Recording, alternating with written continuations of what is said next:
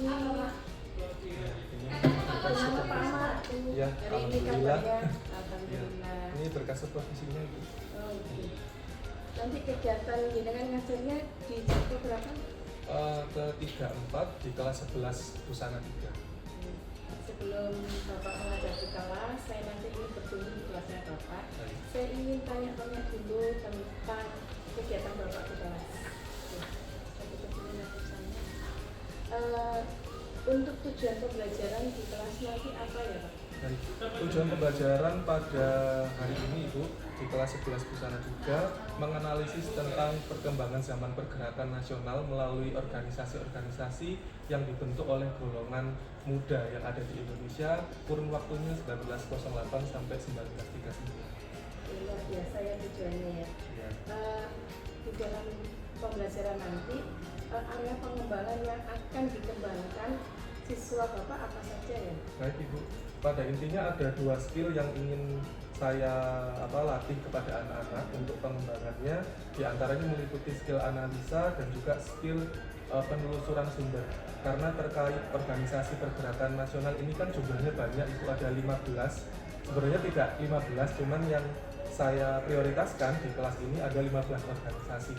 Kemudian untuk skill yang pertama yang dilatih adalah penelusuran sumber.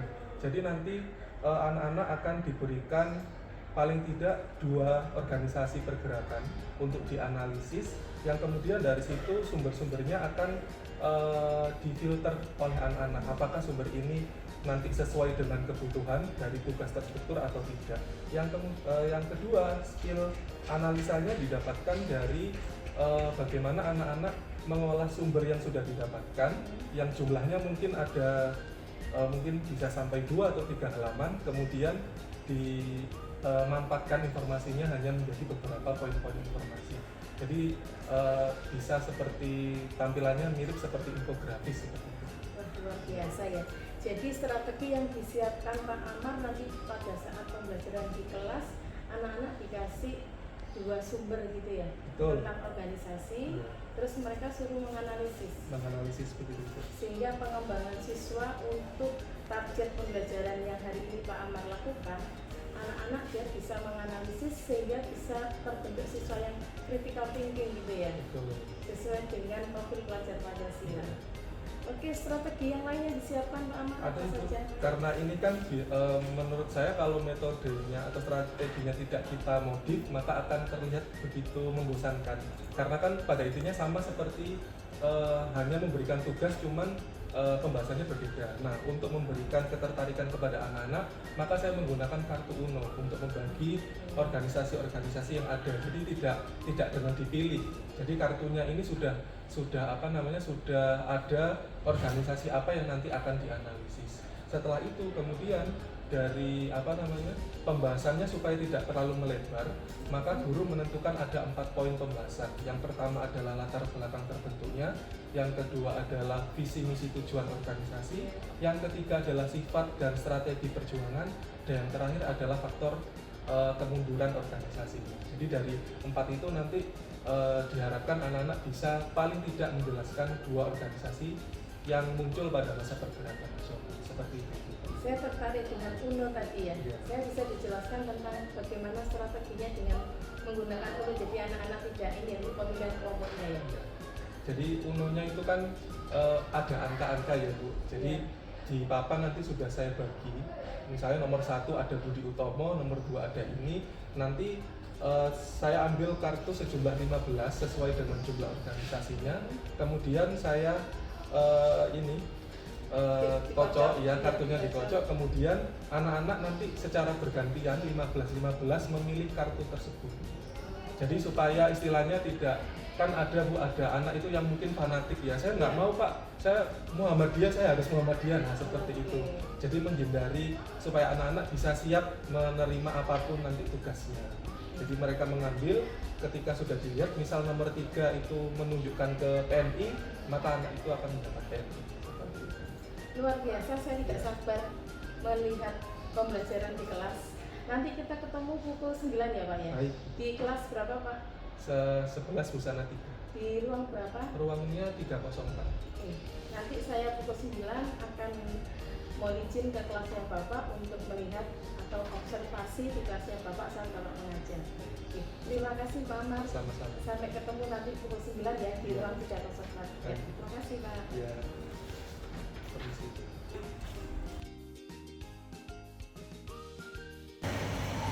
Assalamualaikum warahmatullahi wabarakatuh.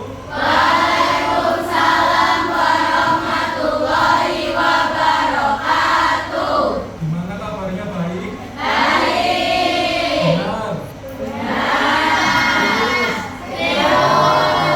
Kalau memang kondisinya baik, berarti kita sudah siap memasuki materi baru ya. Sesuai janji Pak Amar tahun lalu sampai ini. Sesuai janji Pak Amar minggu lalu, saya akan menjanjikan sebuah sedikit permainan pembelajaran sebelumnya. Tapi sebelum itu Pak Amar mau tanya, yang kemarin sudah UTS tentang zaman kolonial gimana? Susah apa tidak susah?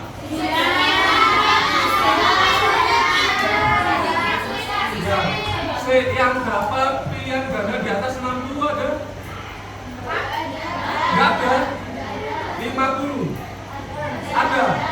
Ada ya? Yang pilihan gandanya dapat di atas 50 ada? Nah, pokoknya tenang aja, nilai yang kemarin sudah kalian terima itu belum termasuk yang uraian ya, jadi nanti ditambahkannya manual. Oke, kita bisa langsung ke materi tentang zaman pergerakan nasional. Jadi waktu awal kita pertemuan di kelas 11 kan Pak Ahmad sudah menjelaskan tentang timeline sejarah Indonesia ya. Dimulainya dari masa apa? Yang paling awal. Ya betul, praksara. Sampai kemudian kita sekarang sudah di titik zaman pergerakan nasional, di mana zaman ini juga berlangsung bersamaan dengan zaman kolonial yang sudah kita pelajari pada minggu lalu. Nah, sebelum itu Pak Amar ingin membagi beberapa tema. Jadi kalian bisa lihat di sini. Ini adalah nama-nama organisasi pergerakan yang muncul pada masa kolonial. Ya, organisasi pergerakan yang 15 ini yang sudah pernah kalian ketahui yang mana? Tahu? Terus mana lagi? Mana lagi? Bentar. Ini PKI yang apa ini yang kalian pikirkan? PKI yang apa? PKI apa PDI? Ini PKI apa yang dibayangkan kalian PKI yang apa? Enggak, maksudnya kalian langsung terpikirkan apa setelah nah, apa? Gerakan 30 September. Nah, tapi mohon maaf ya, PKI yang kita bahas di zaman ini tidak ada sangkut pautnya sama peristiwa itu yang katanya paling kelam se-Indonesia. Betul ya? Tapi nggak ada sangkut pautnya. Kenapa? Karena di Indonesia kita mengenal ada 3 PKI. PKI yang akan kita pelajari sekarang ini ya, di masa kolonial. PKI yang terlibat di peristiwa Madiun dan yang kalian ketahui itu PKI di tahun 65. Jadi berbeda. Oke? PKI-nya beda peristiwa, beda orang, beda lokasi. Kalau ini PKI-nya justru memberontak kepada pemerintah kolonial Belanda. Jadi beda. Gitu ya. Oke, 15 organisasi ini silahkan nanti dipelajari, tapi nggak semuanya. Setiap anak nanti akan mendapatkan tema-tema tersendiri dengan cara ini. Ini namanya apa? Tahu itu. Ini kartu, ya. Tapi karena Pak Amar nggak punya kartu yang lain, makanya pakai kartu. Di depan ada berapa organisasi, Rek? 15. Di sini Pak Amar sudah menyiapkan ada 15 kode angka, ya. Jadi kalau yang dapat angka plus ini nanti itu urut mulai dari nomor 10, mulai dari nomor 11 sampai 15. Yang paling tertinggi ini berarti nomor 15. Barang siapa yang mendapatkan kartu ini berarti mendapatkan tema nomor 15. Ya. Ada yang mau request? Mana? Siapa mau bagi? Ya. Mau mau Muhammadiyah? Ini Pak Muhammadiyah. Mana? Banyak ya? Ini juga. Ya. Oke, silakan berdoa semoga dapat Muhammadiyah ya. Oke. Saya kocok dulu kartunya. Silakan nanti 15 anak bergantian bisa maju, pilih kartunya ya. Silakan. Ayo,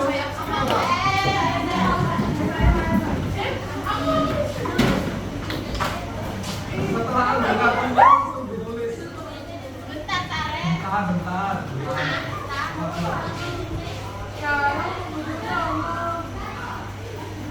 Kamu malah enak gampang loh ya. Ditulis.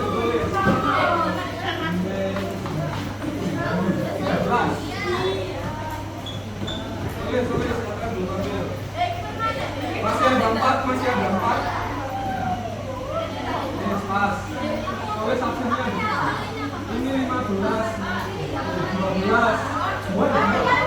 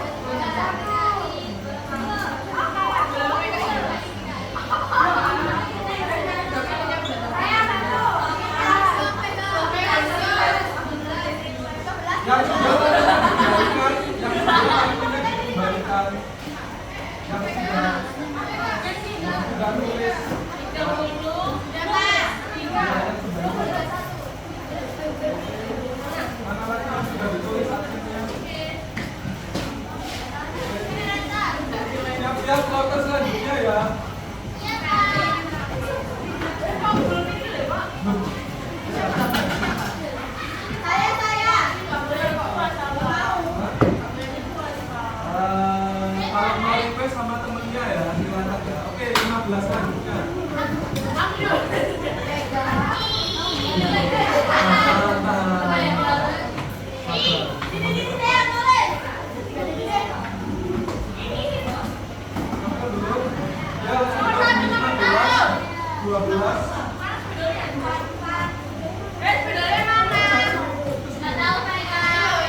Siapa yang belum ambil, Rek?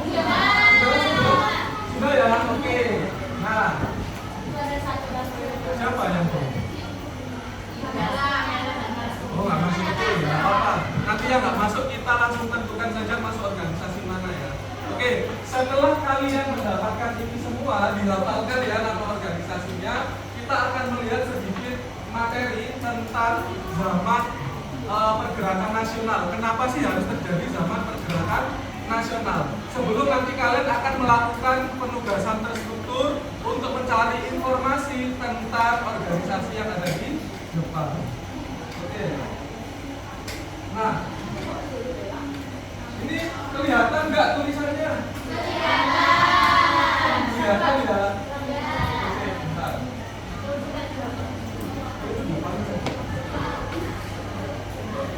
Yang mana? Ini pintunya.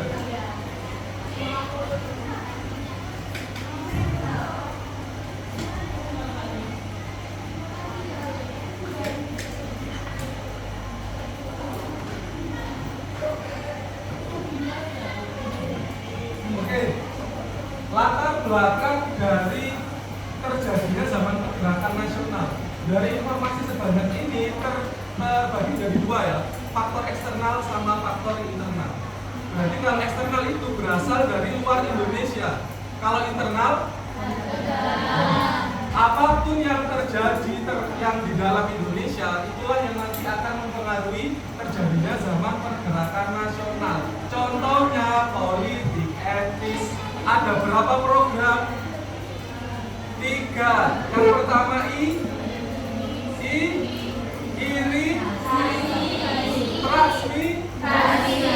edukasi. Nah, edukasi inilah yang menjadi penyebab utama kenapa zaman pergerakan nasional itu terjadi. Karena pendidikan melahirkan golongan terpelajar. Golongan terpelajar yang menjadi tokoh utama pergerakan nasional. Jumlahnya sampai seperti ini. Apakah sudah selesai? Enggak banyak. Gerakan wanita belum. Terus kemudian gerakan kepemudaan masing-masing pulau itu punya deh.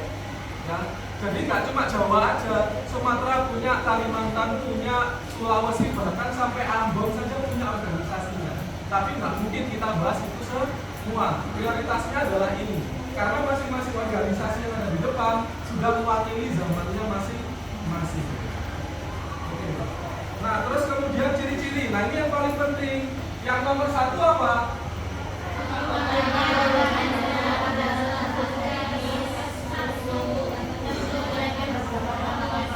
Oke, kesimpulannya berarti semua orang boleh memimpin apa enggak? Boleh, asalkan punya kapasitas. Dan itu konsepnya sampai sekarang masih dipakai. Betul ya? Ada nggak di sini di Indonesia ini yang orang yang memimpin itu harus berdasarkan satu etnis? Ada? Nggak ada ya? Semua boleh memimpin asalkan punya kapasitas. Itulah yang terjadi di Indonesia zaman sekarang dan sudah dicontohkan pada masa pergerakan nasional seperti itu. Terus yang kedua, dipimpin sebagian besar pemimpin pergerakan nasional berasal dari kalangan terdidik. Nah, ini yang kemudian langsung berhubungan sama politik etis. Yang ketiga, organisasinya memiliki tujuan yang jelas. Jadi nanti ini menjadi salah satu poin yang harus kalian cari tentang organisasi-organisasi itu. Ya. Yang terakhir adalah organisasi memiliki paham kebangsaan dan nasionalisme. Semuanya sama. Beda dengan perjuangan sebelum 1908. Ciri-cirinya apa kemarin? Iya, betul, bersifat kedaerahan. Jadi tergantung daerahnya masing-masing. Kalau orang Jawa ya berarti ya berdasarkan pemikiran orang Jawa, orang Sumatera sendiri, Kalimantan sendiri tidak bersatu. Baru di zaman inilah kita nanti akan sepakat untuk menyatukan ini ya tekad dan juga perjuangan kita menuju ke kemerdekaan yang satu. Nanti puncaknya di peristiwa apa? Ada yang tahu? Keluarnya 28 Oktober. Nah, betul, Sumpah Pemuda. Ada berapa Sumpah Pemuda? Hasilnya ada 3. Nah, itu nanti kita juga akan membahas itu. Oke? Nah, sekarang yang berkaitan dengan tugas terstruktur kalian. Nah, ini salah satu contoh. Jadi sumber yang ada di depan kalian ini salah satu alternatif untuk kalian membantu mengerjakan tugas terstruktur kalian atau lembar kerjanya. Ini kan ada informasi ya. Kira-kira ini masuknya informasi apa?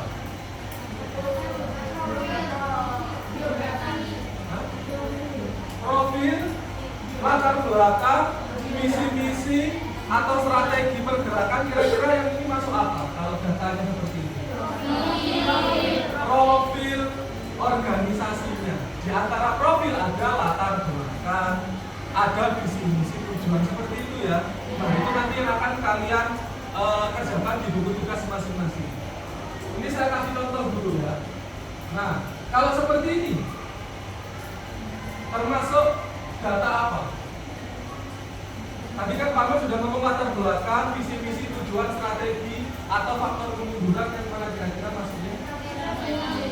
Kalau seperti ini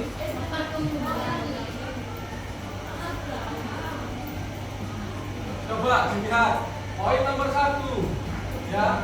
Budi Utomo tidak berpolitik. Budi Utomo ditujukan pada bidang sosial. Budi Utomo ruang geraknya terbatas Jawa dan Madura, berarti hubungan sama apa? Strategi. Betul.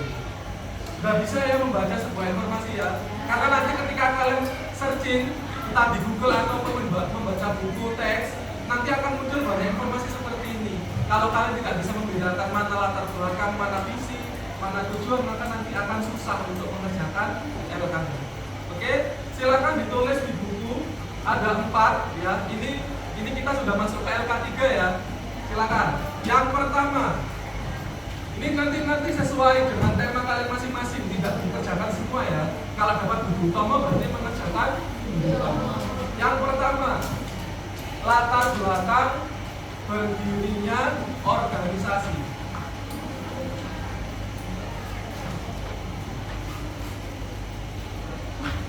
Sudah? Itu poin yang A ya. Poinnya A. Yang poin B, visi, misi, tujuan.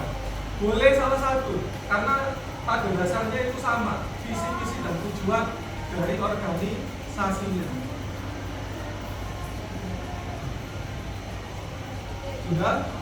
Poin yang C, sifat dan strategi organisasi. Nah, kalau kita berbicara masalah sifat itu ada dua ya anak-anak ya, kooperatif sama non kooperatif. Kalau kooperatif itu kira-kira bekerja sama atau tidak bekerja sama dengan Belanda? Betul, bekerja sama. Berarti kalau non kooperatif tidak bekerja sama. Setiap organisasi nanti wajib kalian berikan keterangan. Oh, kira-kira kalau Muhammadiyah itu kooperatif atau non kooperatif ya? Baru kemudian dilanjutkan dengan sifat organisasinya. Dan yang terakhir adalah faktor kemunduran dari organisasi tersebut. Ya. Faktor kemunduran atau bubarnya organisasi pergerakan tersebut. MBA ya anak-anak ya. Kalau kita ngomongin masalah bubarnya organisasi, pada umumnya ada 2. Kalau nggak bubar sendiri ya dibubarkan. Sama seperti partai-partai yang muncul pada masa setelah kemerdekaan, biasanya gitu. Kalau nggak bubar sendiri, ya dibubarkan. Gitu ya. Oke, coba diulangi yang poin A tadi apa? Oke, kalau poin C? Oke, harus ada apanya kalau yang sifat? Kooperatif dan non kooperatif. Biasanya nggak ditunjukkan di sini, tapi dari poin-poin yang ada di sumber kalian bisa melihat, oh ini tuh ternyata membantu Belanda. Kenapa? Karena tidak ada satupun perlawanan untuk ini menolak Belanda misalnya. Jadi dia non kooperatif atau kooperatif? Iya, non kooperatif. Kalau misalnya tidak ada sama sekali ini ya fakta atau sumber yang mengatakan kalau organisasi itu tidak melawan kolonial. Oke? Ya. Berapa waktu yang dibutuhkan kira-kira untuk menyelesaikan itu? 15 menit cukup? Kurang 20 menit ya? Oke, silakan dikerjakan sesuai dengan instruksi yang ada di depan. Ya, silakan dikerjakan dulu. Untuk presinya nanti Pak Amar kirim grup ya. Silakan, nanti kalau tidak ada yang tidak ada yang tidak dimengerti bisa tanya Pak Amar langsung.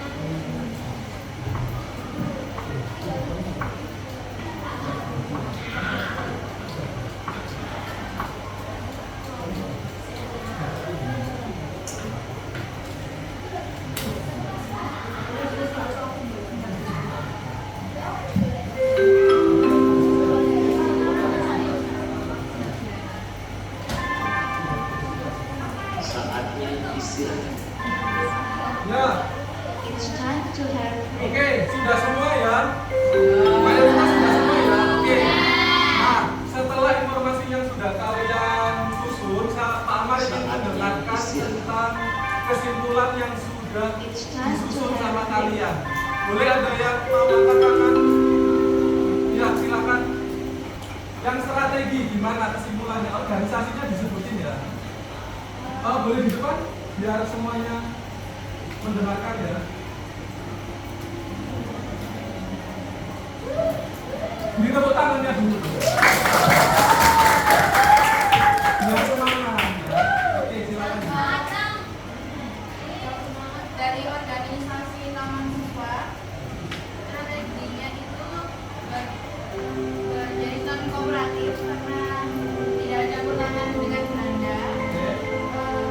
Taman siswa ini berupa sebuah seperti sekolah gitu kan, dengan pendidikan dalam kehidupan yang cocok dengan warga Indonesia. Dalam bentuk kooperatif tidak ada otonomi juga tidak ada. Oke, betul. Terima kasih. Oke, jadi itu salah satu kesimpulan yang bisa diambil dari pembelajaran ini. Nanti kita akan lanjut minggu depan dengan kita membahas organisasi yang mungkin sangat menarik bagi kalian ya, yaitu Muhammadiyah PKI. Minggu depan sesuai request kalian, oke? Ada pertanyaan sebelum ditutup? Saya akhiri, semoga pembelajaran kita hari ini bermanfaat dan menambah wawasan bagi kalian, terutama tentang sejarah bangsa kalian sendiri. Saya akhiri, wassalamualaikum warahmatullahi wabarakatuh.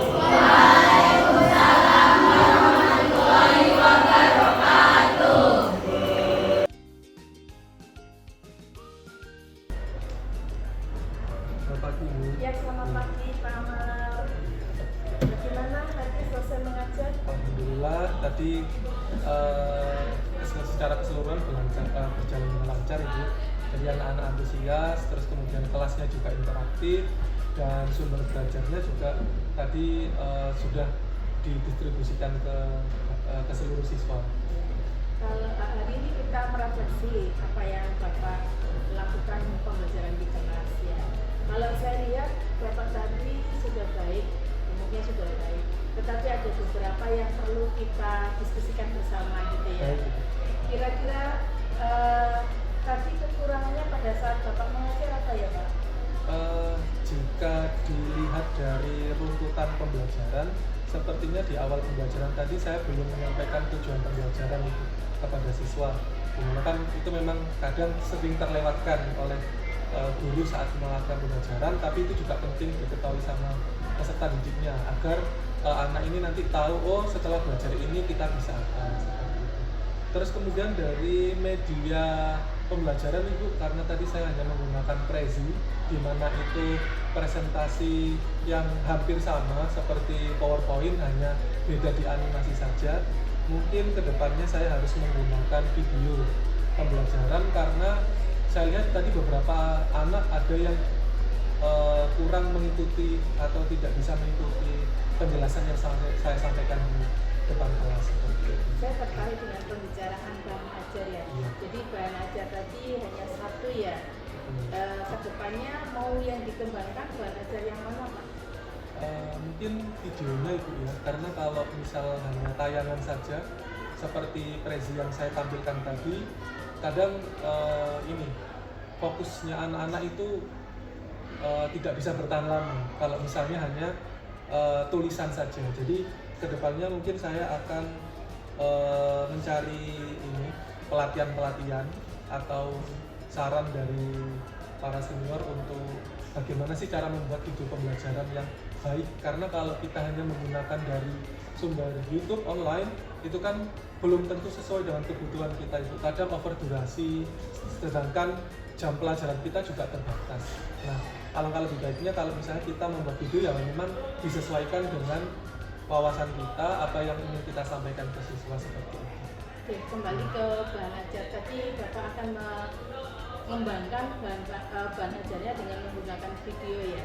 Jadi ini sesuai dengan pembelajaran berdiferensiasi, kita memfasilitasi anak.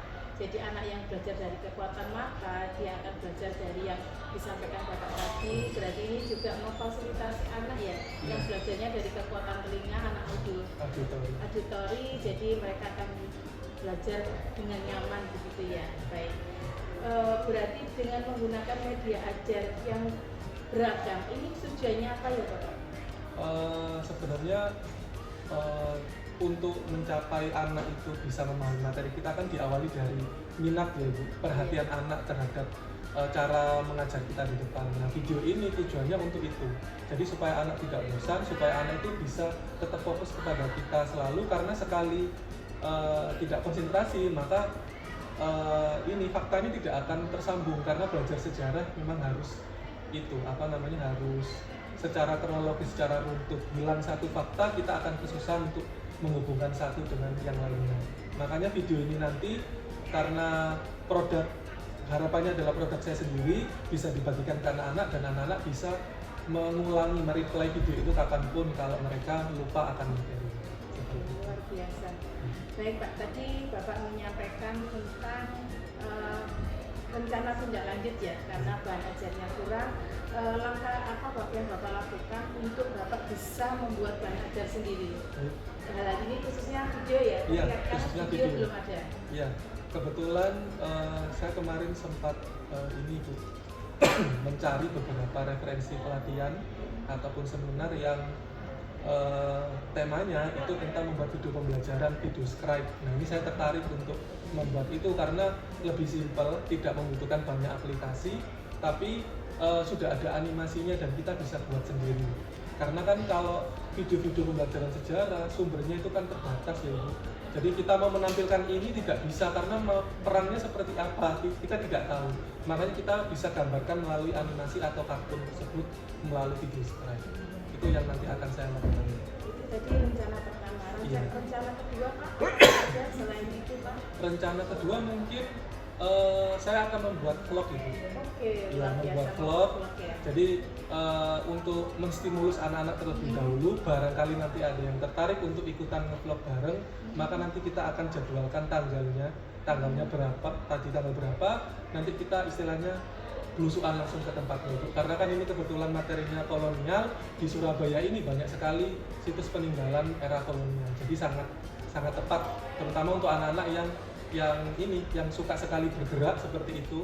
Jadi saya harap dari vlog ini bisa memberikan motivasi untuk anak-anak bisa belajar sejarah lebih semangat lagi. Oke, luar biasa. Kalau boleh tahu rencananya apa kapan? Untuk vlognya mungkin sebelum akhir semester ini Bu. Jadi sekitar bulan Oktober itu saya akan nanti mengunjungi beberapa tempat, salah satunya yang lagi viral ini di Kota Lama Surabaya. Oh, Surabaya Kota Lama Iya, ya. betul. Karena di situ kan lengkap ya. Ibu. Iya, ada penjara, ada ban. Jadi nanti anak-anak bisa juga pembelajarannya outdoor learning ya. Betul. Dibawa ke sana ya. Iya, seperti outing class gitu. Jadi pembelajarannya tidak menutup kemungkinan hanya di kelas saja. Betul. Jadi anak-anak bisa langsung melihat. Langsung ke lokasi peninggalan. Ini sudah direncanakan bulan Oktober. Kalau yang langkah pertama tadi Pak, mau Kalau langkah melaksanakan pertama kapan? itu tanggalnya masih belum keluar itu. Kemungkinan juga bulan Oktober karena dilakukan secara online. Seperti itu. Jadi tindak lanjut dari Bapak melakukan refleksi kegiatan pembelajaran hari ini, Bapak akan membuat media ajar, diantaranya dengan membuat video. Karena yang saya tahu Bapak kekurangan kompetensinya ya tadi ya, jadi harus membuat sendiri, belajar dengan cara ikut workshop gitu ya. Dan selanjutnya anak-anak dijak nge-vlog, jadi langsung ke TKP. Ada lain nggak Pak selain itu? Untuk sementara belum ada. Jadi kita lihat dari dua cara yang berbeda ini, apakah anak-anak masih belum muncul ketertarikan akan sejarah. Kalau misalnya masih belum muncul, berarti saya harus mencari strategi lain. Kalau misalnya sudah banyak, mayoritas yang sudah mulai suka dengan sejarah, maka ini nanti yang akan saya kembangkan. Apakah di sekolah Bapak nggak ada kelompok kombel gitu Pak, kelompok belajar tentang membuat media ajar? Ada Ibu kombel. Untuk kombel kita kemarin sesama ini mapel sejarah, kita berencana untuk dalam rangka menyalurkan kreativitas anak-anak dan memadukan dengan materi yang sudah didapatkan, itu nanti kita akan membuat istilahnya seperti tugas tahunan seperti itu, Ibu. Jadi proyek ini nanti kan tentunya juga bersinergi dengan kurikulum Merdeka, karena setiap mapel itu kan diwajibkan untuk memiliki proyek. Nah, proyek ini nanti kita akan membuat suatu karya 3 dimensi. Wah, keren sekali. Berarti ini bisa jadi kalau di kurikulum namanya sinkronisasi kurikulum nih Pak ya. Betul. Kalau di mata pelajaran berarti bisa jadi sinkronisasi mata pelajarannya. Kalau saya tarik kesimpulannya berarti satu produk nanti, satu proyek bisa dinilai oleh beberapa guru begitu. Betul. Jadi nanti itu kan pasti seni dan budaya juga ikut Bu di situ. Terus kemudian setiap jurusan nanti juga bisa disinergikan dengan jurusannya masing-masing. Misalnya kalau yang kuliner berarti kita nanti akan karyanya berhubungan dengan masakan kolonial misalnya. Kalau yang busana mungkin mode baju dari orang-orang zaman dulu waktu masih kita disebut dengan masyarakat pribumi, dan jurusan lain juga mengikuti seperti itu. Ya. Luar biasa. Jadi nanti Pak Amar bisa berkolaborasi dengan guru seni budaya ya, Iya, guru seni budaya dan juga bekerjasama dengan guru jurusan guru produktif. Di sini kan ada 5 program keahlian. Berarti kelima-limanya bisa diajak kolaborasi Pak untuk pembelajarannya ini bisa ya. Ya. Baik Pak, luar biasa. Semoga rencana yang Bapak sudah sampaikan ke saya semoga segera terwujud. Saya lihat actionnya di bulan Oktober gitu ya. Semoga pembelajaran di kelas lebih menyenangkan lagi dan antusias sehingga tujuan pembelajaran mudah tercapai anak-anak kita. Dan yang jelas kompetensi dan prestasi kita meningkat. Gitu. Sampai ketemu lagi Pak, saya ada kegiatan rapat selanjutnya. Terima kasih atas sarannya. Terima kasih ya Pak. Terima kasih, semoga sukses.